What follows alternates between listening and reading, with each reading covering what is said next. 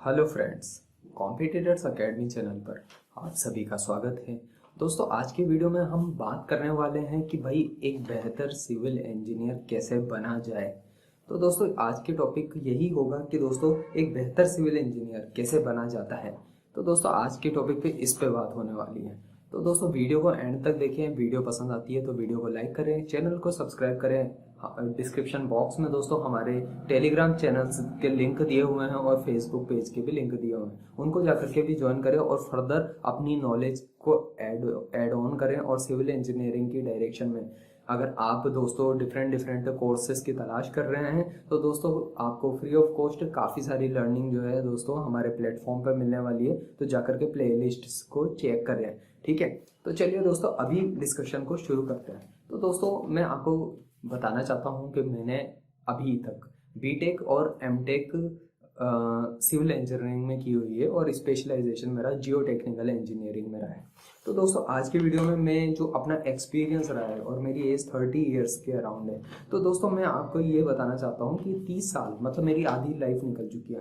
मैं एक civil engineering की डायरेक्शन में बढ़ा, ठीक है। तो मैंने क्या क्या सीखा और क्या समझा अब तक कि एक बेहतर सिविल इंजीनियर आखिर बन कैसे सकता है और बना कैसे जाता है, ठीक है। तो दोस्तों, मुझे जैसा लगा है, ठीक है, 4 साल जो बीटेक के मिलते हैं वो बड़े इंपॉर्टेंट होते हैं दोस्तों। हमने वेस्ट किए थे, बहुत सारे स्टूडेंट हैं वो वेस्ट ही करते हैं, इन्वेस्ट तो करते ही नहीं है। उस टाइम पीरियड का जो है काफ़ी अच्छे से यूज़ किया जा सकता होता है, ठीक है। वो 4 साल, और अगर आप एमटेक भी करते हो तो 2 साल का और फर्दर आपको एक्स्ट्रा पीरियड मिल जाता है। इन 6 साल का जो टाइम पीरियड होता है दोस्तों, अगर आप इसको यूटिलाइज करते हो, इवन दोस्तों बीटेक ही सफिशिएंट होती है एक बेहतर सिविल इंजीनियर बनने के लिए, ठीक है। इवन डिप्लोमा के भी अगर सिविल इंजीनियर हैं दोस्तों, तो मैं यही कहना चाहूँगा कि जो डिप्लोमा ग्रेजुएट्स हैं तो वो भी दोस्तों एक बेहतर सिविल इंजीनियर बन सकते हैं अगर वो अपनी प्रैक्टिकल नॉलेज को काफ़ी अच्छे से तैयार करें। अब ये सब चीज़ें प्रोसेस होता कैसे है दोस्तों, तो आज इस वीडियो में कुछ इन पॉइंट्स पे बात करेंगे।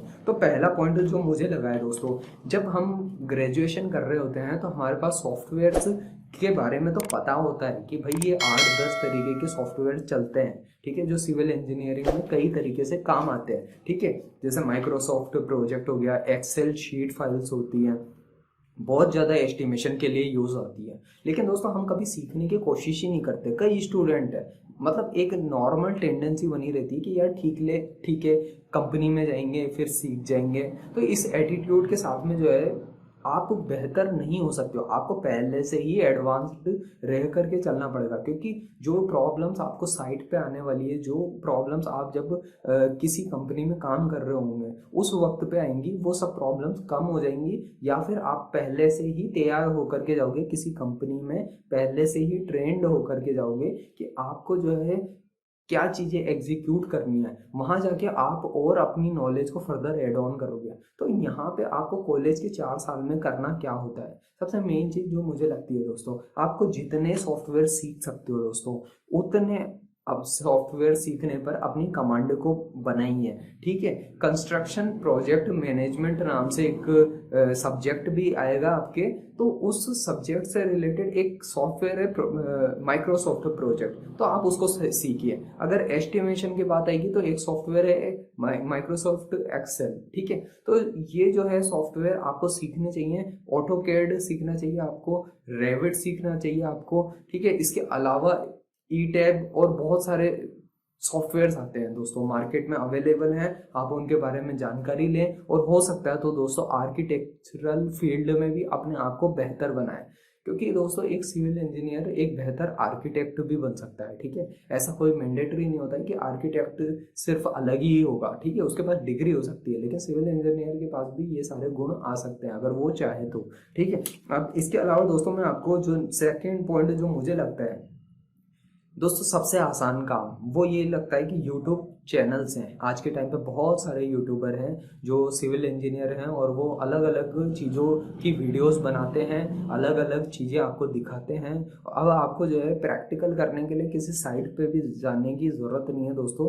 आप जो है अपने मोबाइल की स्क्रीन पर बेकार वाहियात नेटफ्लिक्स और अमेजोन के कंटेंट को देखने के बजाय दोस्तों आप जो है यूट्यूब पे ऐसे कई सारे यूट्यूबर हैं जो बहुत अच्छा काम कर रहे हैं, जिनकी वीडियोस को देख करके आप सिविल इंजीनियरिंग के कंस्ट्रक्शन प्रोजेक्ट्स को काफ़ी अच्छे से जो है दोस्तों समझ सकते हो। तो आपको इस दिशा में काम करना चाहिए, ठीक है। इसके अलावा मैं दोस्तों आपको और भी कई बातें बताना चाहूँगा जो मुझे लगता है कि अगर मैंने बीटेक के टाइम पे की होती तो मैं और बेहतर सिविल इंजीनियर हो पाता, ठीक है।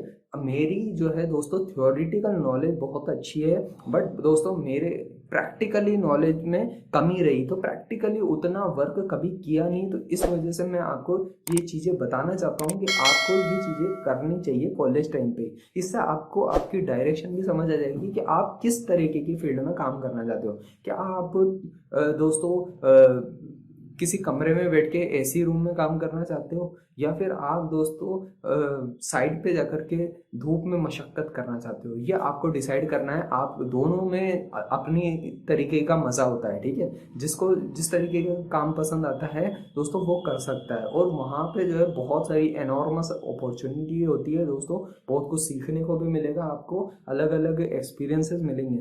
तो दोस्तों मेरे को एक और पॉइंट है जो लगा है कि पब्लिश पेपर जो होते हैं ना, ये पब्लिकेशन होते हैं, कई सारे पेपर जो है पब्लिश होते रहते हैं, इंटरनेशनल जर्नल्स होते हैं दोस्तों, रिसर्च पेपर होते हैं। हमारे कॉलेज के भी काफ़ी सारे जो जो भी आप कॉलेज से पढ़ रहे हो वहाँ पे से भी कई सारे पेपर पब्लिश हुए होंगे। तो किन फील्ड्स में काम हुआ सिविल इंजीनियरिंग में अब तक, ये आपको पता होना चाहिए, आपको सीखना चाहिए कि कहाँ कहाँ पे जो है अपॉर्चुनिटीज़ हैं, ठीक है। कौन कौन से क्षेत्र में काम किया जा सकता है सिविल इंजीनियरिंग में, सिविल इंजीनियरिंग में क्या नई चीज़ें लाई जा सकती है, कैसे नई रिसर्च हो सकती है, कैसा नया कुछ क्रिएट किया जा सकता है। ये सब चीज़ें दोस्तों आपको तब समझ आएगी जब आप इंटरनेशनल लेवल के रिसर्च पेपर्स को पढ़ना शुरू करोगे, और उस रिसर्च पेपर से जो है अपने आज के सब्जेक्ट्स, जैसे कि सिविल इंजीनियरिंग में सब्जेक्ट कौन से चलते हैं, जियो टेक्निकल इंजीनियरिंग चलती है, तो जियो टेक से रिलेटेड जो पेपर पब्लिश हुए हैं उनको पढ़ो। एनवायरमेंटल इंजीनियरिंग चलती है, तो एनवायरमेंटल इंजीनियरिंग से रिलेटेड जो भी आज के टाइम पर दोस्तों काम हो रहा है उन सब के बारे में पढ़ो, उन जर्नल्स के बारे में पढ़ो, और कौन कौन से बेहतर जो है साइंटिस्ट हुए हैं इस दिशा में, उन्होंने कैसे काम किया है, उन्होंने अपने टाइम पर कैसे रिसर्च की, इन सब चीज़ों के बारे में पढ़ो, ठीक है। कि तो दोस्तों आपको तब जाके पता चलेगा कि आप जो है आप एक बेहतर जो है सिविल इंजीनियर बनते जाओगे, जिसकी नॉलेज दोस्तों स्टैटिक नहीं होगी,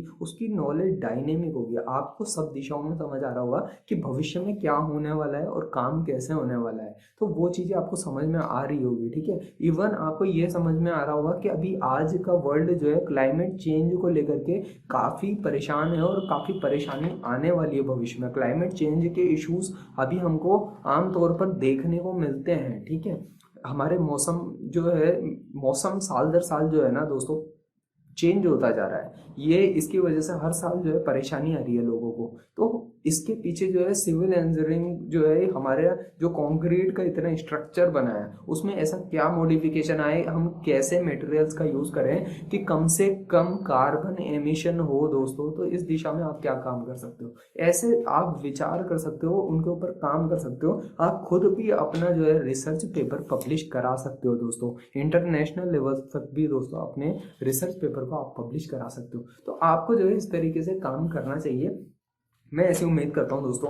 और आपको यहाँ पे पता चलेगा कि आपको बीटेक के ही मतलब सेकंड थर्ड ईयर से ही दोस्तों काफ़ी डीपली जो है आपको इन चीज़ों की स्टडी करना शुरू कर देना चाहिए, ठीक है। अगर आप एक लंबी रेस के घोड़े होना चाहते हो, ठीक है, आप अगर ये सोचते हो कि आपको बीटेक के बाद में एमटेक भी करनी है और आपको पीएचडी भी करनी है, ठीक है, तो दोस्तों ये सब चीज़ें आपको पहले से ही पता होनी चाहिए और आपको पहले से ही काम करना चाहिए, ताकि आपको बहुत क्लैरिटी हो जाए कि आपको पीएचडी अगर करनी है तो किस क्षेत्र में करनी है, और कहाँ से करनी है, कैसे करनी है, किस टॉपिक पे करनी है, हर चीज़ पता चल जानी चाहिए। ये सारी प्रोफाइल आपके माइंड में बीटेक से ही तैयार हो जानी चाहिए, तो आपके सामने आने वाली परेशानियां जो हैं बहुत कम हो जाएगी, बिल्कुल आपको प्रॉब्लम नहीं आएगी। नहीं तो दोस्तों बहुत प्रॉब्लम आती है पीएचडी स्टूडेंट्स को, जो भी पीएचडी की प्रिपरेशन कर रहे होते हैं। देखिए दोस्तों, नेक्स्ट कुछ इंपॉर्टेंट बातें हैं जो मैंने लिखी हैं कि भाई न्यू टेक्नोलॉजी को समझें कि और कैसे सिविल इंजीनियरिंग में उसका यूज हो सकता है। तो दोस्तों आज के टाइम पे जो युग चल रहा है दोस्तों, वो इंडस्ट्रियल रेवोल्यूशन 4.0 का एरा चल रहा है। यहाँ पे बहुत सारी ऐसी टेक्नोलॉजीज आ रही है जैसे कि इंटरनेट ऑफ थिंग्स, इसके बारे में सुना होगा आपने। मेटावर्स के बारे में भी आपने सुना होगा दोस्तों, जो वर्चुअल वर्ल्ड क्रिएट करने की बातें आ रही हैं, तो वहाँ पे वर्चुअल आर्किटेक्ट की भी जरूरत पड़ सकती है दोस्तों। तो बहुत सारी ऐसी चीजें हैं दोस्तों, बहुत सारी फील्ड है जिसके बारे में आपको दिमाग लगाना चाहिए, आपको सोचना चाहिए किस किस दिशा में वर्ल्ड जा रहा है। और एक बेहतर सिविल इंजीनियर वही होता है जो दोस्तों अपने आप को अपडेट करता जा रहा है टाइम के साथ साथ। आपको समझना होगा दोस्तों, आज नई टेक्नोलॉजी कौन सी टेक्नोलॉजी आ रही है जिनसे जो है 3 दिन के अंदर में, ठीक है, 3 दिन के अंदर में ही मान लो 3 मंजिला बिल्डिंग खड़ी करनी है आपको। आप ऐसा स्ट्रक्चर कैसे तैयार करोगे? ये अगर हो रहा है तो कहाँ पे हो रहा है और ये कैसे हो रहा है? इन सब चीज़ों को जानो, समझो, इनके बारे में विचार करो, इनके अपने नोट्स अलग बनाओ। क्लास में क्या चल रहा है? क्लास में तो जो बेसिक स्टडी है वही चल रही है, सालों से सिलेबस चेंज नहीं हुआ है और कोई बहुत अपडेशन की उम्मीद करना भी मत, ठीक है। कॉलेज के प्रोफेसरों पे डिपेंड मत रहना, वो आपको कभी कुछ पढ़ाएंगे नहीं, आपको कुछ सीखने को नहीं मिलने वाला। लेकिन एक बात मैं जरूर कहूँगा, आपके अंदर ही सारी नॉलेज है, आपके अंदर ही सारा सोर्स है। आप जो चाहो वो कर सकते हो और आप के अंदर काफ़ी पोटेंशियल है। अगर आप उसका यूटिलाइज करना चाहते हो तो आप उसका यूटिलाइज भी कर सकते हो। और दोस्तों ये तभी संभव है जब आप आज के युग में, आज के समय में जो कुछ नया कुछ सीखने को मिल रहा है, जो कुछ भी नई चीज़ें आ रही हैं, चाहे जर्नल पेपर से आए, चाहे आप नई टेक्नोलॉजी को कैसे इंटीग्रेट करोगे सिविल इंजीनियरिंग के अंदर, ये सब अगर चीज़ों को करने लग गए तो मैं दोस्तों बिल्कुल उम्मीद करता हूँ कि आपको बहुत कुछ बेहतर सीखने, समझने, जानने को मिलेगा। और सिर्फ जानोगे ही नहीं दोस्तों, आपके अंदर एक इनबिल्ट क्वालिटी आएगी। आप एक प्रॉब्लम क्रिएटर के बजाय प्रॉब्लम सॉल्वर बनने लगोगे दोस्तों, और नई नई प्रॉब्लम जो होंगी उनको सॉल्व करने की दिशा में काम करोगे और काफ़ी बेहतर करियर की दिशा में आगे बढ़ोगे। जीवन जो है दोस्तों सबसे ज़्यादा मांगता है कि हम कितना लक्ष्य जीवन में काम करते हैं, हार्ड वर्क करते हैं, कितनी मेहनत करते हैं। तो दोस्तों वो मेहनत तभी सफल हो पाती है दोस्तों जब आप उसको सही डायरेक्शन में, सही वे में करते जाते हो। एक मैंने पहले भी वीडियो बनाई थी, उसमें एग्जांपल दिया था कि भाई जब कोयले की खदान को कोयला खोदा जाता है, ठीक है, कोयला निकाला जाता है, तो कोयला निकालते एक ऐसी सिचुएशन आती है जब हीरे भी प्राप्त होने लगते हैं। तो उसी तरीके से दोस्तों आप सिविल इंजीनियरिंग में गहराई तक जितना उतरते जाओगे, मैं उम्मीद करता हूँ दोस्तों आपको वो सब प्राप्त होगा जो आपको एक बेहतर सिविल इंजीनियर बना सकता है। तो चलिए दोस्तों, मैं उम्मीद करता हूँ इस वीडियो से आपको काफ़ी कुछ सीखने को मिला होगा। जाते जाते एक और पॉइंट है जो मैं कहना चाहूँगा कि अगर सिविल इंजीनियर्स की कोई सोसाइटी है, सिविल इंजीनियर्स की कोई एसोसिएशन है, आपके आसपास में कोई पीडब्ल्यूडी ऑफिस है,